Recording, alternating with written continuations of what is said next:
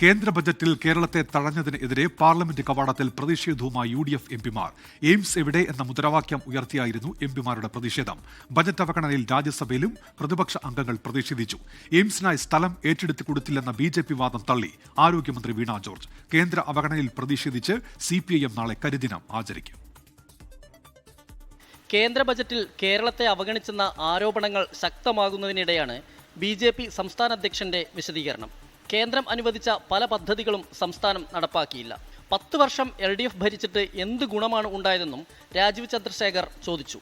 10 കൊല്ലം ഇവിടെ CPM ഭരിച്ചു. ഈ ഇലക്ഷൻ്റെ 60 ദിവസം മുമ്പ് CPM എന്താണ് ചെയ്യേണ്ടത്? ഞങ്ങൾ ഭരിച്ചു, 10 കൊല്ലം ഇതെല്ലാം ചെയ്തു. അതിൻ്റെ റിപ്പോർട്ട് കാർഡല്ല മുമ്പോട്ട് വെക്കേണ്ടത്. പക്ഷേ സെൻട്രൽ ഗവൺമെൻറ് അവഗണിക്കുന്നു, പരിഗണിക്കുന്നില്ല എന്നൊരു പ്രചരണം നടത്തുന്നു. ഇതൊരു ഞാൻ ഇന്ന് പറയാൻ ആഗ്രഹിക്കുന്നത് 100% നുണയാണ്. നുണ മാത്രമല്ല, ജനങ്ങളുടെ സാമാന്യ ബുദ്ധി ചാലഞ്ച് ചെയ്യുന്ന ഒരു കാര്യമാണ്. എയിംസിനായി സ്ഥലം ഏറ്റെടുത്തു കൊടുത്തില്ലെന്ന BJP സംസ്ഥാന അധ്യക്ഷന്റെ വാദം തള്ളി ആരോഗ്യമന്ത്രി രംഗത്തെത്തി.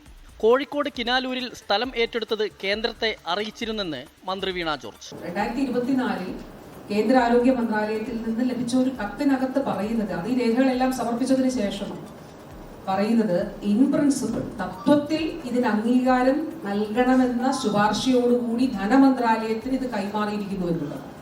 അത് മാത്രമല്ല, അടുത്ത ഇതിൽ പറയുന്നത്, അടുത്ത പ്രഖ്യാപനത്തിൽ കേരളത്തിന്റെ ഈ ഒരു ആവശ്യം എയിംസ് എന്നുള്ളത് ഉൾപ്പെടുത്തും എന്നുള്ളതാണ് പറഞ്ഞിരിക്കുന്നത്.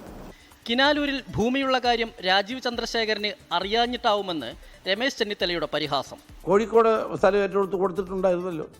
BJP അധ്യക്ഷൻ്റെ വാദം ശരിയല്ല.